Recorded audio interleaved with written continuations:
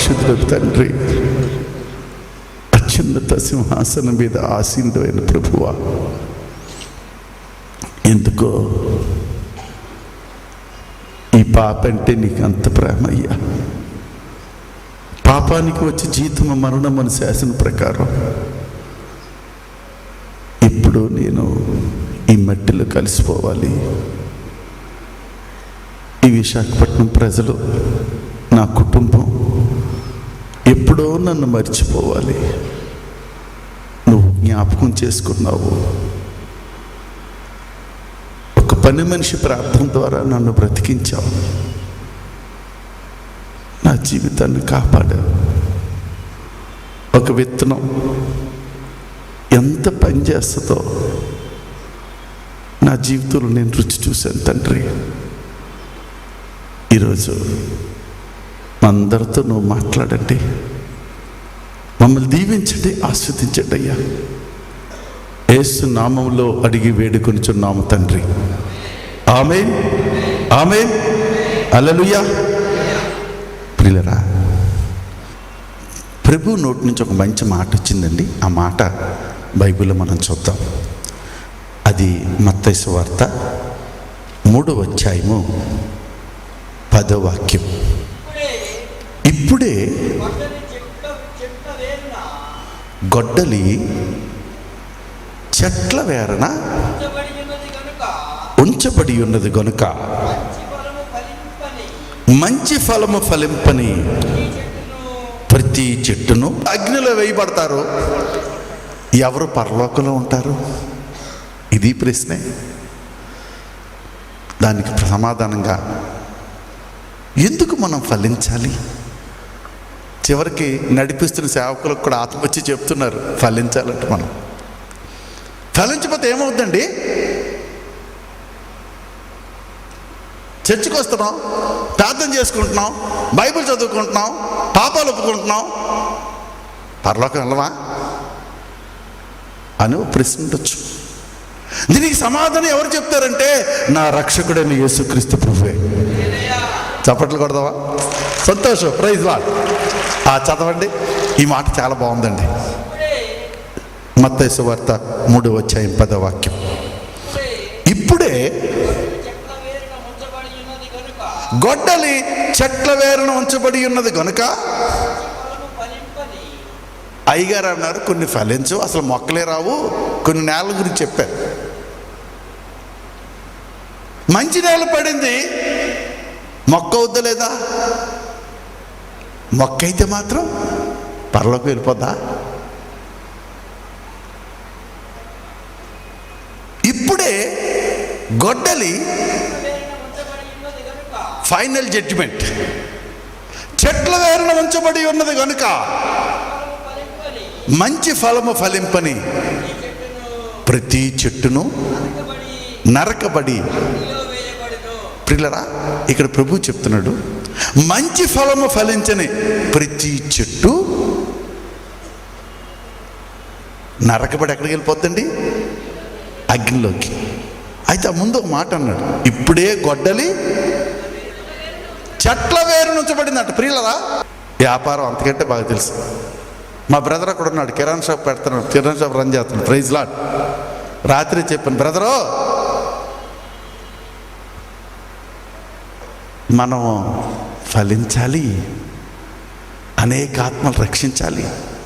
ఇప్పుడు కూడా పొట్లం కట్టుకుంటూ చెప్పు యేసు ప్రభు గురించే. హల్లెలూయా. పిల్లరా, ఆయన వెళ్తున్నప్పుడు త్రావు పక్కన చెట్టు ఉందంట. ఆ చెట్లు ఏమున్నాయండి? ఆకులు తప్ప. నాకు తెలియక అడుగుతాను, సైంటిఫిక్ ప్రకారం, సైన్స్ ప్రకారం చెట్టుకి ఎందుకంటే ఆకులు ఉంటాయి? నేను ఆశపడుతున్నాను, నా సభల్లో ఎక్కడ కానుకలు పట్టకూడదని ఆశపడుతున్నాను. వెళ్ళలేదు.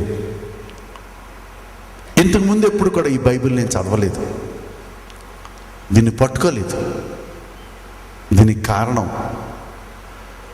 నేను పుట్టుకతో క్రైస్తవుడిని కాదు. బాగా ధనవంతులైన కోటీశ్వరులైన ఒక కోమట్ల కుటుంబంలో పుట్టిన వ్యక్తిని మా నాన్నగారు బాగా ధనవంతుడు, పెద్ద వ్యాపారవేత్త. అట్లాంటి ధనవంతులైన ఒక కోమట్ల కుటుంబంలో పుట్టిన నేను మద్రాసు యూనివర్సిటీలో గిండి ఇంజనీరింగ్ కాలేజీలో సివిల్ ఇంజనీరింగ్ చేశాను, ఆర్కిటెక్చర్ చేశాను.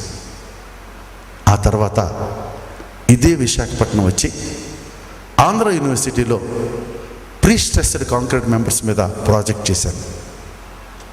ఆ తర్వాత ఇదే విశాఖపట్నంలో మై హోమ్ బిల్డర్స్ అని ఒక పెద్ద రియల్ ఎస్టేట్ కంపెనీని ఓపెన్ చేసి ఆ సంస్థ ద్వారా కొన్ని లక్షల కోట్ల రూపాయలు ఖరీదు చేసే పెద్ద పెద్ద బహుళ అంతస్తుల అపార్ట్మెంట్ భవన నిర్మాణ వ్యాపారంలో రెండు చేతుల పుష్కలంగా లక్షలాది రూపాయలు సంపాదించుకుంటూ నా తల్లిదండ్రులు, నా పూర్వీకులు నాకు నేర్పిన భక్తి ప్రకారం వెండి బంగారు విగ్రహాలనే నా పూజా మందిరంలో పెట్టుకుని పూజలు పునస్కారాలు చేస్తూ జీవిస్తున్న వ్యక్తి నేను.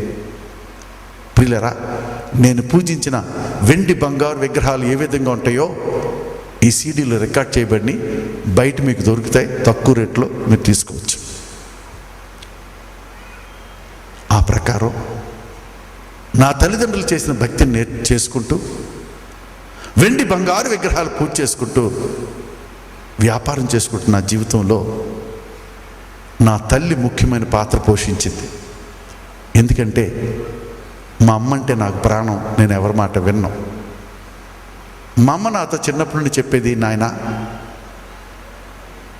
ఎవరింట్లో ఎక్కువ డబ్బు ఉంటుందో ఆ ఇంట్లో ఎవరున్నట్టో నీకు తెలుసా అని అడిగేది.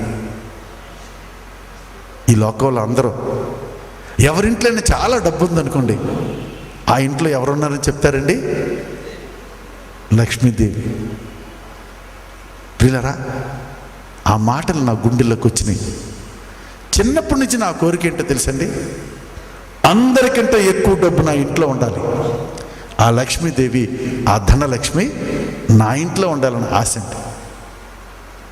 అందుకని ఈ పెద్ద పెద్ద బహుళ అంతస్తుల అపార్ట్మెంట్ భవన నిర్మాణ వ్యాపారంలో రెండు చేతుల పుష్కలంగా లక్షలు సంపాదిస్తున్నా మనశ్శాంతి ఉండేది కాదు.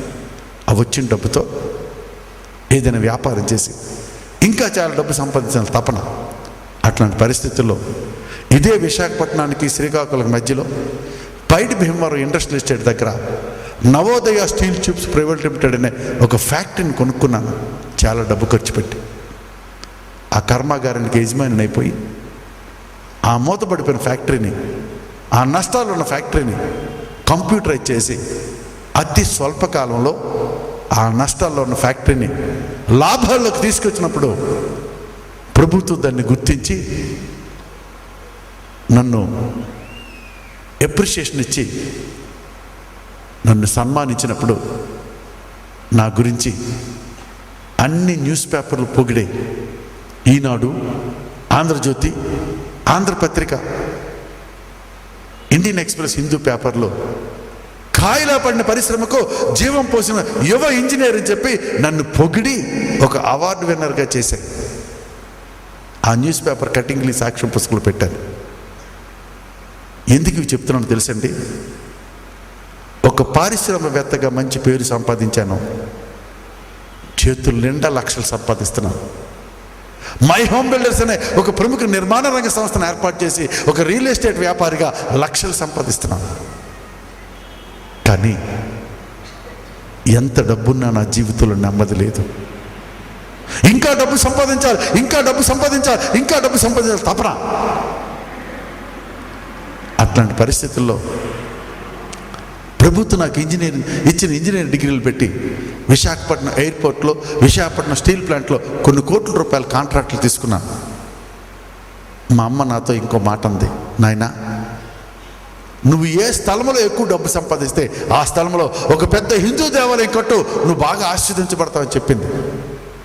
ఇంకా నేను డబ్బును అయిపోవాలని, ఇంకా ఆశీర్వదించబడాలని స్టీల్ ప్లాంట్లో బాగా డబ్బు సంపాదించడం వల్ల కేవలం నా తల్లి చెప్పిన మాటను బట్టి విశాఖపట్నం స్టీల్ ప్లాంట్ టౌన్షిప్లో సెక్టర్ 1లో ఒక్కరి దగ్గర ఒక్క పైసా తీసుకోకుండా నేను సంపాదించిన డబ్బులో లక్షలు ఖర్చు పెట్టి ఆ స్థలంలో ఒక బ్రహ్మాండమైన, ఒక అద్భుతమైన, ఒక పెద్ద వెంకటేశ్వర స్వామి దేవాలయం నిర్మాణం చేసి అక్కడితో ఊరుకోకుండా దాని ముఖద్వారం మీద ఏమని రాయించుకున్నాను తెలుసండి? ఈ దేవాలయపు నిర్మాణకర్త, ధర్మకర్త భోగి శాంతారావు గారు నా పేరు రాయించుకున్నాను. దాని వీడియోస్ కూడా ఇందులో పెట్టాను, మీరు చూడొచ్చు. ఇది అబద్ధం కాదు కాబట్టే ఆ వీడియోస్ ఇందులో పెట్టాను. ఈ రాత్రి ఎందుకు నేను ఇది యథార్థంగా రుజువులు ఆధారాలతో మీకు నేను సాక్ష్యం చెప్తున్నానంటే, ప్రియులారా, గతంలో కూడా నేను భక్తిహీనుడిని కాదు. కష్టపడి సంపాదించే డబ్బుతో నా తల్లిదండ్రులు నేర్పిన భక్తి ప్రకారం వెండి బంగారు విగ్రహాలకు పూజలు చేసుకుంటూ, కష్టపడి సంపాదించే డబ్బుతో ఎన్నో పెద్ద హిందూ దేవాలయాలు నిర్మాణం చేస్తూ, ఎన్నో హిందూ దేవాలయాలకి ధర్మకర్తను నేను. మన వైజాగ్ రైల్వే స్టేషన్ దగ్గరలో రైల్వే న్యూ కాలనీ ఉంటుంది. ఆ రైల్వే న్యూ కాలనీలో ఒక పెద్ద షిరిడి సాయిబాబా దేవాలయం ఉంటుంది. ఎగ్జిబిషన్లు, సర్కస్లు జరిగే గ్రౌండ్ ఎదురుగా. అందులోకి వెళ్ళి చూస్తే Navodaya steel tubes private limited నా ఫ్యాక్టరీ బోర్డు ఉంటుంది.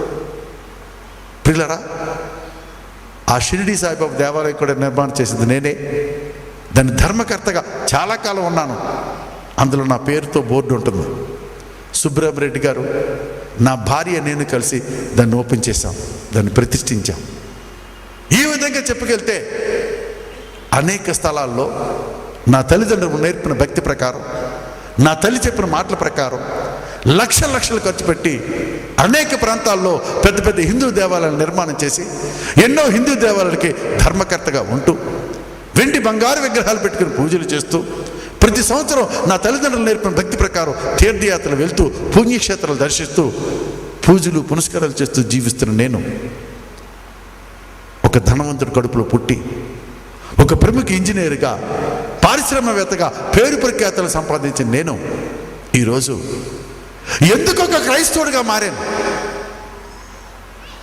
గత రాత్రి చెప్పాను, ఇది మత మార్పిడా, ఇది మత మార్పిడా. ఒకప్పుడు నేను అనుకునేవాడిని, ఈ క్రైస్తవులందరినీ, ఈ క్రిస్టియన్స్ అందరినీ కూడా మూటలు కట్టి విశాఖపట్నం సముద్రంలో పడేస్తే మన భారతదేశానికి అసలు మత మార్పు ఉండదు అనుకునేవాడిని.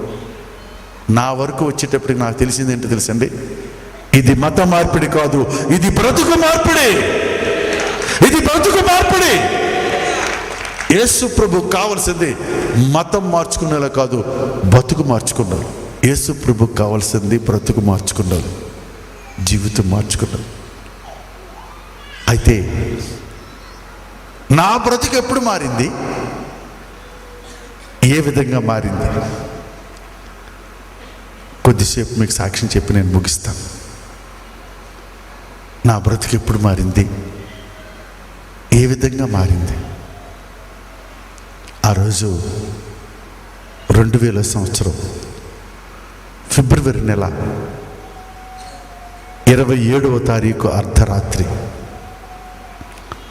మీ అందరికీ తెలుసు, విశాఖపట్నంలో జగదంబ సెంటర్ పక్కన డాబా గార్డెన్స్ అనే ప్రాంతం ఉంది. మీ అందరికీ తెలుసు కదండి? తెలిసిన అందరూ చేతులు ఎత్తి స్తోత్రాలు చెప్తాం. హల్లెలూయా. అది చాలా ఖరీదైన ప్రాంతం. ఆ ఖరీదైన ప్రాంతంలో ఎంత డబ్బో చెప్పను కానీ కొన్ని వందల లక్షల రూపాయలు ఖర్చు పెట్టి ఒక అద్భుతమైన, ఒక బ్రహ్మాండమైన 5 అంతస్తుల పెద్ద అపార్ట్మెంట్ బిల్డింగ్ కట్టానండి. ఇంక 10 రోజుల్లో అది ఓపెన్ అవబోతుంది. అట్లాంటి సమయంలో ఆ అర్ధరాత్రి ఎవరూ ఊహించని రీతిలో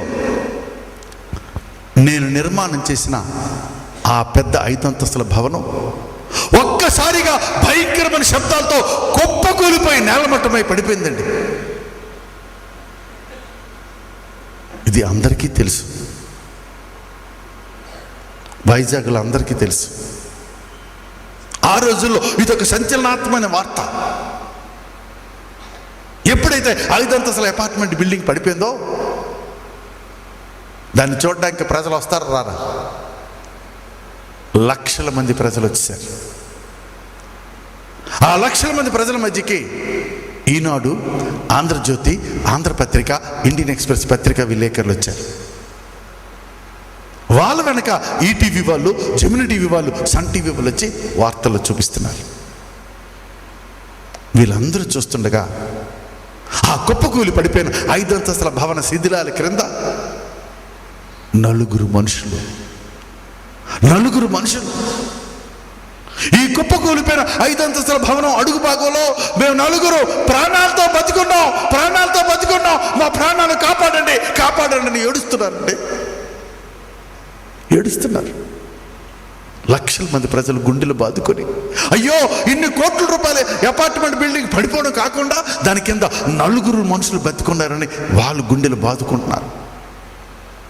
చాలామంది భయపడిపోయి వెంటనే పోలీసులు ఫోన్ చేశారు.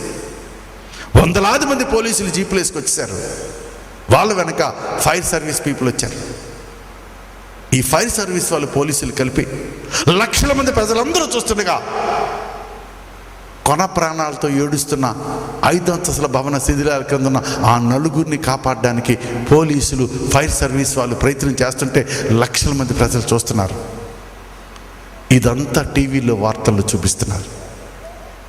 వార్తలు ఇదంతా చూసిన అప్పటి విశాఖపట్నం కలెక్టర్ గారు ప్రసాదరావు గారు,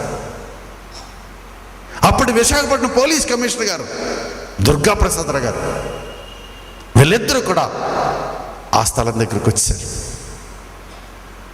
ఎప్పుడైతే పోలీసులు వచ్చేస్తారో వాళ్ళు ఎంక్వైరీ ప్రారంభించరు.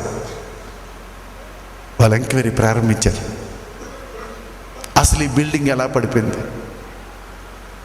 ఎందుకు పడిపోయిందని ఎంక్వైరీ ప్రారంభిస్తుంటే అక్కడున్న ప్రజలందరూ చెప్తున్నారు, నాణ్యత లేని నిర్మాణం వల్లే కూలిపోయింది, నాసిరకమైన నిర్మాణం వల్లే పడిపోయింది. అందులో కొంతమంది అంటారట, అసలు బిల్డింగ్ కట్టింది కోమట ఆయనకి డబ్బాస్ ఎక్కువ, అందులో సరిగ్గా సిమెంటు వేయలేదు. పిల్లరా, పోలీసులు నా మీద కల్తీ నేరపు కేసులు, ఇంకా అనేకమైన క్రిమినల్ కేసులు బుక్ చేసి ఆ కుప్పకూలి పడిపోయిన 5 అంతస్తుల భవనం యొక్క శాంపుల్ తీసి నా సంతకాలు పెట్టించి 20 శాంపుల్ మీద సంతకాలు పెట్టేసి నా మీద ఎన్నో కేసులు పెడుతున్నారు. పోలీసులు అంటారు, దాని కిందనున్న నలుగురు మనుషులు ప్రాణాలతో బతికి రాకపోతే నువ్వు జైలు నుంచి తిరిగి రావంటున్నారు. నాకు తెలుసు, ఆ నలుగురు ప్రాణాలతో బయటికి రాకపోతే నేను జైలు నుంచి రాను. ఇట్లాంటి పరిస్థితుల్లో ఎవరు కాపాడుతారు అని ఏడుస్తున్నాను. ఎన్ని ప్రయత్నాలు చేస్తున్నా ఆ నలుగురిని బయటికి తీయలేకపోతున్నారంటే, ఆ నలుగురు ప్రాణాలు ఎవరు కాపాడలేకపోతున్నారు. వెంటనే కలెక్టర్ గారికి ఆలోచన వచ్చి విశాఖపట్నం పోర్ట్ ట్రస్ట్ ఫోన్ చేసి, డాబా గార్డెన్స్లో 5 అంతస్తుల పెద్ద అపార్ట్మెంట్ బిల్డింగ్ పడిపోయింది, అర్జెంటుగా 2 బుల్డోజర్లు, 2 ప్రొక్లెన్స్, 2 క్రెయిన్స్ పంపని ఆర్డర్ వేశారు. 10 నిమిషాల్లో పెద్ద యంత్రాల నుంచి వచ్చాయి. అక్కడున్న వారందరూ ఆ కుప్పకూలిపోయిన భవనానికి పెద్ద గొలుసులు కట్టి ఆ గొలుసుల సహాయంతో, ఆ యంత్రాలతో ఆ భవనాన్ని పైకి లేపడానికి ప్రయత్నాలు చేస్తున్నప్పుడు ఈనాడు పత్రికా విలేకరులు తీసిన ఫోటో ఏంటిది, ఈ సాక్ష్యం పుస్తకం ఫ్రంట్ పేజీలో వేశాం. వాళ్ళు ప్రయత్నాలు చేస్తున్నారు. అందరు ఆశ ఏంటంటే ఆ పడిపోయిన భవనాన్ని పైకి లేపితే ఆ నలుగురు క్షేమంగా బతికొచ్చేస్తారు. మొత్తానికి ఈ యంత్రాలు చాలా బలమైనవేమో. మేమందరం చూస్తుండగా ఆ భవనాన్ని ఇంచుమించు 7-8 అడుగుల ఎత్తులు పైకి లేపారండి. 7 నుంచి 8 అడుగుల ఎత్తు పైకి లేపారు. ప్రజలందరూ చూస్తున్నారు, ఈ నలుగురు ఏమైపోయారని. మేమందరూ చూస్తున్నప్పుడు ఆ నలుగురు ఆ కూలిపోయిన భవనం కింద క్షేమంగా బ్రతికున్నారండి. క్షేమంగా బ్రతుకున్నారు. మీరందరూ హల్లెలూయా చెప్తున్నారు, కానీ జరిగింది ఏంటో తెలుసండి? వాళ్ళు అరచేతిలో ప్రాణాలు పెట్టుకుని పరిగెత్తుకుని వస్తుంటే ఆ భవనం యొక్క బరువు తట్టుకోలేక మేమందరం చూస్తుండగా ఒక్క గొలుసు తప తప తప మన దిగిపోయి మరలా మేమందరం చూస్తుండగా ఆ పెద్ద భవనం ఆ నలుగురి మీద తపేమని పడిపోయిందండి. అందరూ అరుస్తున్నారండి, అందరూ చెప్తున్నారండి. ఆ నలుగురు మనుషులు ఆ భవనం కింద మొక్కలు అయిపోయి చెప్తున్నారు. వాళ్ళు రావడానికి ఆస్కారం లేదంటున్నారు. నాకు భయం వేస్తుందండి. ఎందుకు ఇలా జరిగిందో నాకు తెలీదు, ఎందుకు ఇలా అయిందో తెలీదు. చివరికి కలెక్టర్ గారు, పోలీస్ కమిషనర్ గారు, లక్షల మంది ప్రజలు, వందలాది మంది పోలీసులు అందరూ కలిపి ఆ రాత్రి అంతా ఎన్ని ప్రయత్నాలు చేసినా సరే ఆ కూలిపోయిన భవనం కింద నుంచి ఒక్క డెడ్ బాడీని కూడా బయటికి తీయలేపారండి, ఒక్క శవాన్ని కూడా బయటికి తీయలేపారండి. నాకు చాలా దుఃఖం వేసిందండి. ఆ మరుసటి రోజు కూడా ప్రయత్నాలు ప్రారంభించాం, ఆ రెండో రోజు కూడా ప్రయత్నాలు ప్రారంభించాం. అప్పటికే రెండో రోజుకి అన్ని న్యూస్ పేపర్లు వేసేస్తారు. ఇరా ఇదిగోండి ఈ సాక్షి పుస్తకం వెనక భాగంలో ఈనాడు, ఆంధ్రజ్యోతి, ఆంధ్రపత్రిక, ఇండియన్ ఎక్స్ప్రెస్ పత్రికా విలేకరులు ఏ విధంగా ఆ వార్తలన్నీ వేశారో ఫోటోలు ఉన్నాయి. రెండో రోజు పేపర్లు చదివి ఇంకా అనేక మంది ప్రజలు వచ్చేస్తున్నారు. ఆ రెండో రోజు కూడా ఎన్ని ప్రయత్నాలు చేసినా ఆ నలుగురిలో ఒక్క డెడ్ బాడీ కూడా బయటికి రాలేదండి. 2 రోజుల తర్వాత అందరూ అంటారు, ఆ 4 డెడ్ బాడీలు కుళ్ళిపోతాయి. ఆ కింద ఉన్న వారి బంధువులు, స్నేహితులు అంటున్నారు, 2 రోజులు దాటిపోతే 3వ రోజు తర్వాత ఆ శవాల ముఖాలు కూడా గుర్తుపట్టలేము, కోర్టు నుంచి ఆర్డర్ తీసుకురండి, ఆ భవనాన్ని ముక్కలు చేసి కనీసం ఆ శవాల ముక్కలైనా మాకు ఇవ్వండి అని ఏడుస్తున్నారండి. కలెక్టర్ గారు అన్నారు, కోర్టుకి వెళ్ళక్కర్లేదు, నాకు అధికారం ఉంది. ఆ భవనాన్ని ముక్కలు చేసి కనీసం ఆ శవాల ముక్కలైన వాళ్ళ బంధువులకి, స్నేహితులకి ఇవ్వని ఆర్డర్ వేశారు. మేమందరం చూస్తుండగా ఆ కూలిపోయిన భవనాన్ని ముక్కలు చేసి ఆ 4 శవాల ముక్కలు తీయడానికి ప్రయత్నం చేస్తున్నప్పుడు నా జీవితాన్ని ఎవరు కాపాడతారు, నా బ్రతుకుని ఎవరు కాపాడతారు నాకు తెలియట్లేదండి. ఇట్లాంటి భయంకర పరిస్థితుల్లో, ఇట్లాంటి ఘోరమైన పరిస్థితుల్లో ఎవరు నన్ను రక్షిస్తారని ఏడుస్తున్నానండి. ఇదంతా తెలిసిన నా భార్య మెంటల్ షాక్ తిని పిచ్చిది అయిపోయిందండి. నా 2 పిల్లలు అనాథులుగా ఏడుస్తున్నారండి. అందరూ చూస్తుండగా లక్షల మంది ప్రజల మధ్య పోలీసులు నన్ను అరెస్ట్ చేసి జైలుకి తీసుకెళ్ళిపోతున్నారు.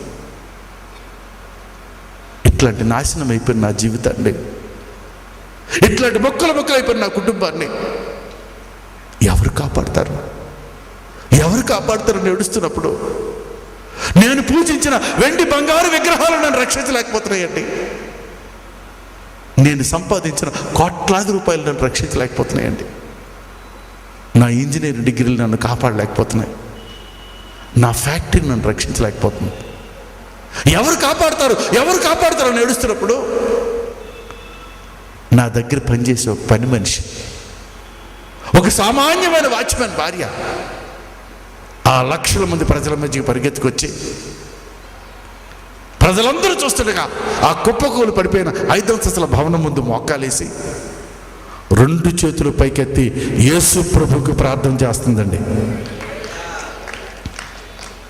లక్షల మంది చూస్తున్నాం, ఒక్క పని మనిషి లక్షలాది మంది ప్రజలు చూస్తుండగా యేసు ప్రభువుకి ఏమని ప్రార్థన చేస్తుందో తెలుసండి? యేసు ప్రభువా, నువ్వు అద్భుతాలు చేసే దేవుడివి, ఆశ్చర్యకార్యాలు చేసే దేవుడివి, నీకు అసాధ్యమైందంటే ఏది లేదంట.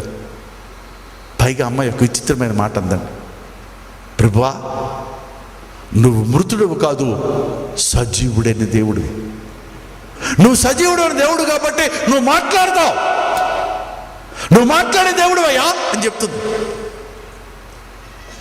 అని చెప్తే ఏమంటుంది తెలుసా? ప్రభువా, ఈ ప్రమాదం జరిగిన స్థలంలో ఒక్క మాట సెలవిస్తే దాని కింద ఆ చనిపోయిన 4 మనుషులు సజీవులుగా బ్రతికొస్తారని చెప్తుందండి. పబ్లిక్గా ప్రార్థన చేస్తుంది, రహస్యంగా. పబ్లిక్ నవ్వుతారా నవ్వరా? అందరూ నవ్వుతున్నారు. యేసు ప్రభు మాట్లాడతాడా? యేసు ప్రభు మాట్లాడితే చనిపోయిన మనుషులు బతికొస్తారా అంటున్నారు. అందరూ నవ్వుతున్నారు.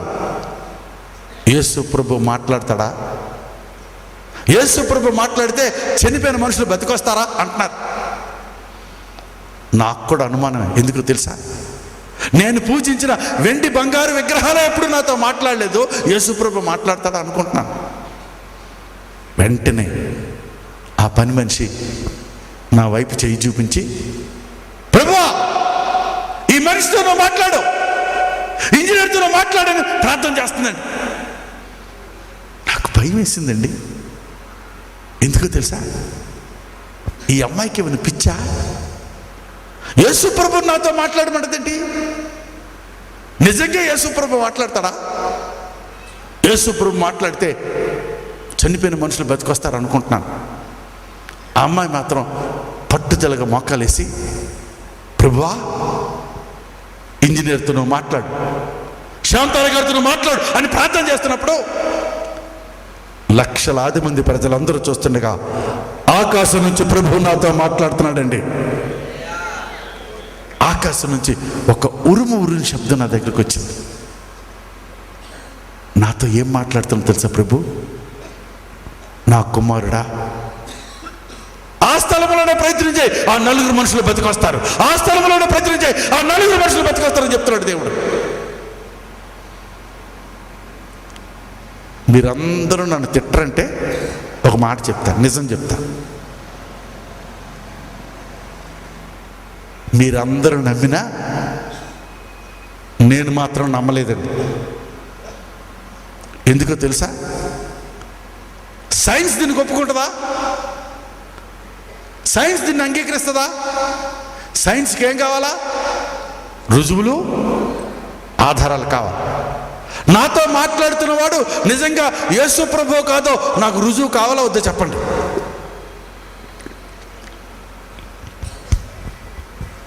నాతో మాట్లాడుతున్నాడు నిజంగా యేసు ప్రభువు కాదో నాకు రుజువు కావాలొద్దా? అందుకే నేనేం చేసింది తెలుసండి? 2 చేతులు పైకెత్తి అందరూ చూస్తుండగా అరుస్తున్నా. ఏమని తెలుసా? ఎవరు నువ్వు మాట్లాడుతున్నావు? ఎవరు నువ్వు నాతో మాట్లాడుతున్నావు అని నేను అరుస్తుంటే నా చుట్టూ ఉన్న వాళ్ళు చూస్తారా చూడరా? నా చుట్టూ ఉన్న వాళ్ళు నా వైపు చూస్తారా చూడరా? నాతో చూస్తున్న, నా వైపు చూస్తున్న వాళ్ళందరూ ఏమనుకుంటున్నారు తెలుసా? నాకేమైంది అనుకుంటున్నారు? పిచ్చి పెట్టింది అనుకుంటున్నారు. కానీ నేను మాత్రం పట్టించుకోకుండా 2 చేతులు పైకెత్తి ఏమంటున్నాను తెలుసా? ఎవరు అసలు నువ్వు నాతో మాట్లాడుతున్నావు? నాతో మాట్లాడుతున్నవాడు నువ్వు నిజంగా యేసు ప్రభువేనా? నాతో మాట్లాడుతున్నవాడు నువ్వు నిజంగా యేసు ప్రభు అయితే నేను ఎక్కడ తవ్వాలో ఆ స్థలాన్ని నాకు చూపించు. నాతో మాట్లాడుతున్నవాడు నిజంగా యేసు ప్రభు అయితే ఆ స్థలాన్ని నాకు చూపించాలో వద్దా? కానీ నా చుట్టూ ఉన్న ప్రజలు అంటారు, నిజంగా యేసు ప్రభు ఆ స్థలం చూపిస్తాడా? నిజంగా యేసు ప్రభు ఆ స్థలం చూపిస్తాడు అంటున్నారు. అప్పుడు నేనేం చేశాను తెలుసండి? మరలా చేతులు పైకెత్తి, నువ్వు నిజమైన దేవుడు అయితే, నువ్వు యథార్థమైన దేవుడు అయితే నేను ప్రయత్నం చేయవలసిన స్థలాన్ని నాకే కాదు ఇక్కడున్న ప్రజలందరికీ చూపించమంటున్నానండి. గట్టిగా చప్పట్లు కొడదాం. Praise God. ప్రియులారా, ఆయన నిజమైన దేవుడు అయితే, నాతో మాట్లాడిన యేసు ప్రభు అయితే ఆ స్థలాన్ని నాతో పాటు అందరికీ చూపించాలా వద్దా చెప్పండి. కానీ అక్కడున్న ప్రజలందరూ అంటారు, నిజంగా అందరికీ అలా చూపిస్తాడండి, యేసు ప్రభు నిజంగా స్థలాన్ని చూపిస్తాడంటుంటే ఈ పని మనిషి ప్రార్థన చేస్తుందండి. లక్షల మంది ప్రజలందరూ చూస్తుండగా ఆ కుప్పకూలి పడిపోయిన 5 అంతస్తుల భవనం ముందు లక్షల మంది ప్రజలందరూ చూస్తుండగా, నేను చూస్తుండగా ఏం జరిగింది తెలుసండి? భూమిలో నుంచి, మట్టిలో నుంచి లక్షల మంది ప్రజలందరూ చూస్తుండగా గొప్ప వెలుగు పైకి వచ్చిందండి. గొప్ప వెలుగు పైకి వచ్చింది. వెంటనే ఈనాడు, ఆంధ్రజ్యోతి, ఆంధ్రపత్రిక విలేకరులు పరిగెత్తి వచ్చి ఫోటోలు తీశారండి, పేపర్లో వేశారండి. ఒక పని మనిషి ప్రార్థన చేస్తే పడిపోయిన బిల్డింగ్ దగ్గర వెలుగు వచ్చినట్టు మొట్టమొదటి ఫోటో ఇదే. మీరు సైన్స్ చాలా అభివృద్ధి అయింది. ఈనాడు.com, IndianExpress.com, Hindu.com వెబ్సైట్లోకి వెళ్ళి నేను చెప్పిన డేట్ కొడితే ఈ ఫోటోలు వస్తాయి. ఇవి నేను తీసిన ఫోటోలు కాదు. అప్పుడు నా దగ్గర కెమెరా లేదు. నేను తీసిన ప్రజలు ఊరుకోరు ఫోటోలు తీస్తే. పిల్లరా, ఎప్పుడైతే వెలుగు వచ్చిందో పత్రిక విలేకరులు, ఈనాడు, ఆంధ్రజ్యోతి పత్రిక విలేకరులు ఆశ్చర్యపోయి ఫోటోలు తీసి పేపర్లు వేస్తున్నారండి. ప్రజలందరికీ ఆశ్చర్యం ఏంటి తెలుసండి? ప్రజలందరికీ ఆశ్చర్యం ఏంటి తెలుసా? పడిపోయిన 5 అంతస్తుల బిల్డింగ్కి కరెంట్ ఉంచుతారా, తీసేస్తారా? పడిపోయిన బిల్డింగ్కి కరెంట్ ఉంచుతారా, తీసేస్తారా? అందరికీ తెలుసు 3 రోజుల నుంచి ఆ స్థలంలో కరెంట్ లేదు, వైర్ లేదు, బల్బు అంతకంటే లేదు. కానీ భూముల నుంచి ఏమొచ్చింది? వెలుగు. ఆ వెలుగులో నుంచి ప్రభు నాతో మాట్లాడుతున్నాడండి. ఆ వెలుగులో నుంచి ప్రభు నన్ను పిలుస్తున్నాడు. ఇక్కడ ప్రయత్నం చేయి, ఆ 4 మనుషులు బతికొస్తారన్నట్టు. ఇప్పుడు నేను ప్రయత్నం చేయాలా వద్దా చెప్పండి? ప్రయత్నం చేయాలా వద్దా? చీకటి నుండి వెలుగులోనికి నన్ను పిలచిన తేజోమయా, చీకటి నుండి వెలుగులోనికి నన్ను పిలచిన తేజోమయుడా, నీలోన నివసింప చేసి నందనా, ఇదిగో స్తుతుల సింహాసనం నీలో నివసింపజేసి నందనా, ఇదిగో స్తుతుల సింహాసనం కృపామయుడా. హల్లెలూయా. ఎప్పుడైతే అక్కడ వెలుగు వచ్చిందో ప్రజలకు ఆకలి వేస్తున్నారండి. వెలుగు వచ్చింది, వెలుగు వచ్చిందండి. ఆ వెలుగు వైపు నేను చూస్తుంటే నాకు బతిపోయిందండి. ఆ వెలుగులో నుంచి ప్రభు పిలుస్తున్నాడు, ఇక్కడ ప్రయత్నించి ఆ 4 బతికొస్తారంటున్నాడు. ఇప్పుడు నేను ప్రయత్నం చేయలేదా? ఎలా ప్రయత్నం చేయడం చూస్తున్నాను. కొంత దూరంలో ఈ పోలీస్ డిపార్ట్మెంట్ వాళ్ళు, ఫైర్ సర్వీస్ వాళ్ళు ప్రయత్నించబడేసిన పనిముట్లుంటే పరిగెత్తుకెళ్ళి అందులో గుణపం, ఆ ప్రాంతంలో గడ్డపలుగు గడ్డపార అంటారు, ఆ గుణపం తీసుకొని లక్షల మంది ప్రజలందరూ చూస్తుండగా ఆ వెలుగు వచ్చే స్థలంలో నేను తవ్వుతున్నానండి. లక్షల మంది ప్రజలు చూస్తున్నారు, ఏమవుద్దని. కొంత సమయం అయిన తర్వాత నేను తవ్వుతున్న స్థలం దగ్గర నుంచి ఒక భార్య, ఒక భర్త, 2 చిన్న పసిపిల్లలండి.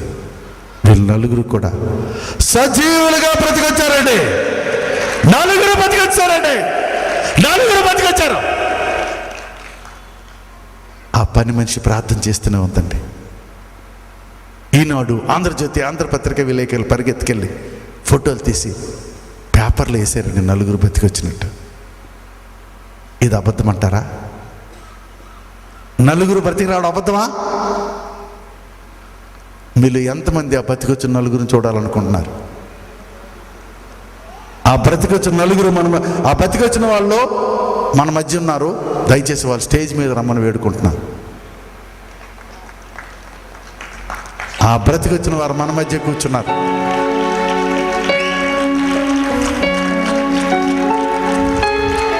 హల్లెలూయా చెప్పండి గట్టిగా. ఆయన ఆశ్చర్యకరుడు, మృతులను సజీవులుగా చేసే దేవుడు. ఆయన ప్రార్థన చేస్తే మృతులను సజీవులుగా చేస్తాడు. ఫలించే చెట్టుగా చేసే దేవుడు ఆయన. ఇది మత మార్పిడి కోసం చెప్పిన మాటల, ప్రార్థన కోసం చెప్పిన మాటల. పిల్లరా, ఈ బ్రతికొచ్చిన వాళ్ళు క్రైస్తవులు కానే కాదు. ఈ బ్రతికొచ్చిన వారు భయంకరమైన విగ్రహారాధికులు, హిందువులు. వీళ్ళెవరు మత మార్పిడి చేశారు?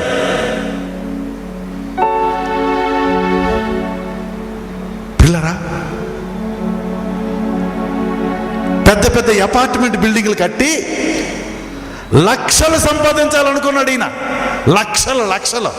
ఈరోజు లక్షల సంపాదన విడిచిపెట్టేసి దేవుని సేవకుడిగా మారిపోయాడండి.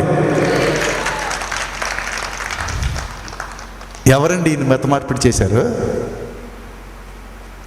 ఈయన బ్రతుకును మార్చాడండి నా యేసు ప్రభు. రేపు వీళ్ళు సాక్ష్యం చెప్తారు. తీసుకురండి జనాలను. ఫలిద్దామండి, అనేక ఆత్మలు రక్షిద్దామండి. ఫలించిన ప్రతి చెట్టు వేరు దగ్గర గొడ్డలు ఉంచబడుతుంది, అగ్గిలో కాల్చబడుతుందండి. మన ప్రభు కోసం మనం కష్టపడదామండి. శ్రీకాంత్కి డబ్బులు ఎక్కువయ్యి మా వాళ్ళందరికీ పని లేక, ఎన్నో రాత్రులు నిద్ర లేక వాల్ పోస్టులు ఎతికించి కరపత్రాలు పంచి ఇంత ఖర్చు పెట్టి ఎందుకండి సభలు ఏర్పాటు చేసామంటే కొబ్బరి నూనె అమ్ముకోవడానికి కాదండి, రుమాలు అమ్ముకోవడానికి కాదండి, ఫలించడానికండి, అనేక మంది ఫలింపబడటానికి. ప్రియులారా,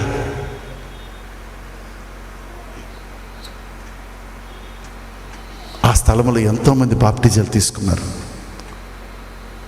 నన్ను అరెస్ట్ చేసిన పోలీస్ ఆఫీసర్ చర్చకు వస్తున్నారు. మేమందరం బతుకున్నామండి. ఆ స్థలంలో ఇంచుమించు 15 మంది పోలీసులు బాప్టిజాలు తీసుకున్నట్టు నాకు ఉత్తరాలు రాశారండి.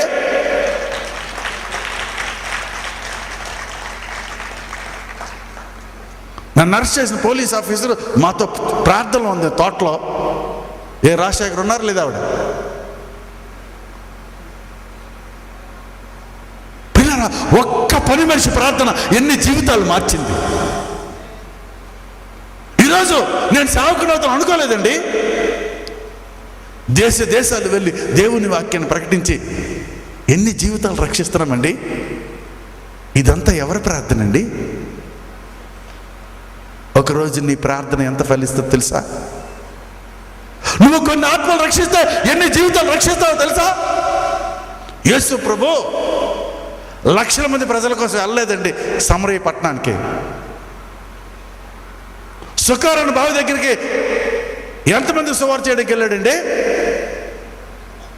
ఒక్క స్త్రీ. యేసు ప్రభువుకు దర్శనం ఉంది. ఆ స్త్రీ ద్వారా ఆ గ్రామ ప్రజలందరూ మారిపోతారని. చప్పట్లు కొడదామా? నువ్వు ఒక్కరు రక్షిస్తే ఒక వ్యక్తి ద్వారా గ్రామాలు మారిపోతాయి. నువ్వు ఒక్క వ్యక్తిని రక్షిస్తే పట్టణాలు మారిపోతాయి. ఒక్క వ్యక్తిని రక్షిస్తే దేశాలు మారిపోతాయి. ఒక్క నున్నగారు రక్షిస్తే లాస్ ఏంజల్లో మారిపోతుందండి. డాక్టర్ లూక్ గారిని రక్షిస్తే కంచరపాలెం మెట్టంతా మారిపోతుందండి. విపరీతం తాగుడు అక్కడ. డాక్టర్ శైలేష్ గారు వచ్చారండి. ఆయన డాక్టర్ గారే, కానీ వైద్యం ఎక్కువ చేయడండి.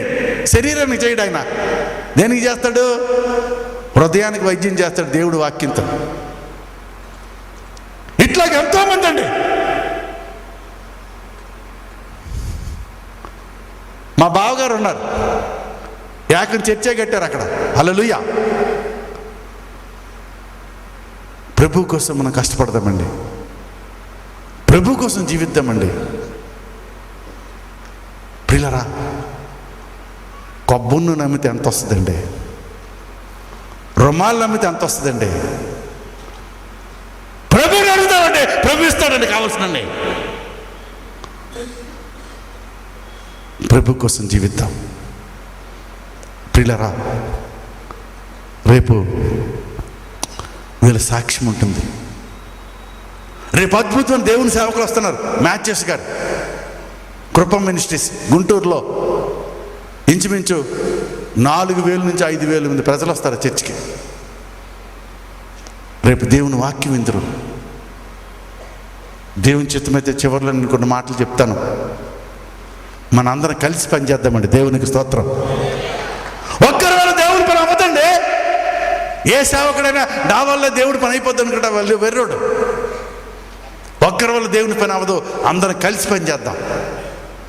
మనందరం కలిసి పని చేద్దాం.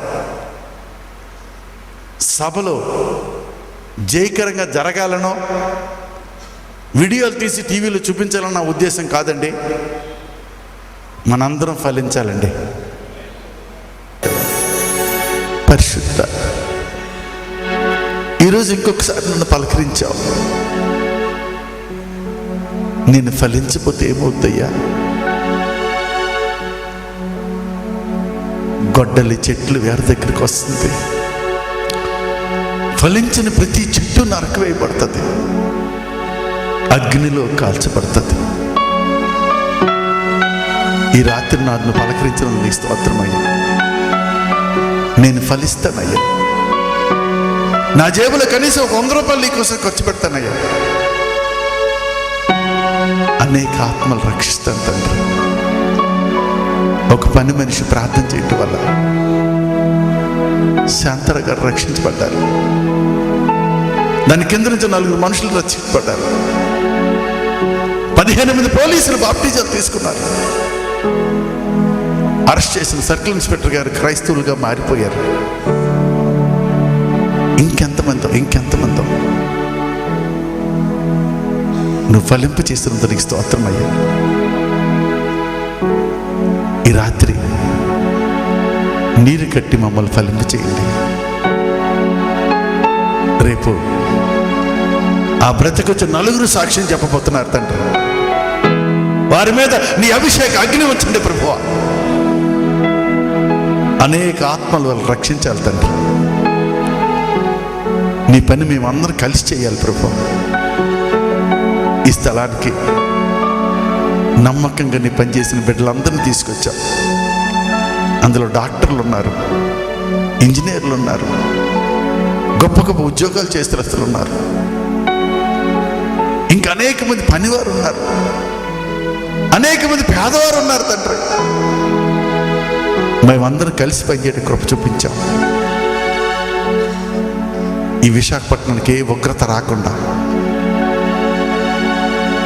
ఈ విశాఖపట్నాన్ని ఏ ఉగ్రత ఎత్తుకుపోకుండా అనేక ఆత్మలు రక్షించి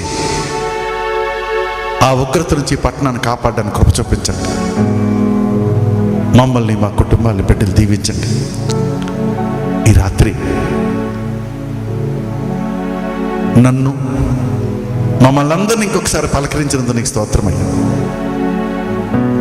రేపు జరగబోయే సభ కోసం మేమందరం ప్రార్థన చేస్తామయ్యా. అనేక ఆత్మలు తీసుకురండి ప్రభువా. వాళ్ళు రక్షించండి, దీవించండి. మా ప్రయాస వ్యర్థం కాకుండా చేయండి తండ్రి. ఆశీర్వదించమని యేసు నామములో అడిగి వేడుకొనుచున్నాం తండ్రి. ఆమేన్.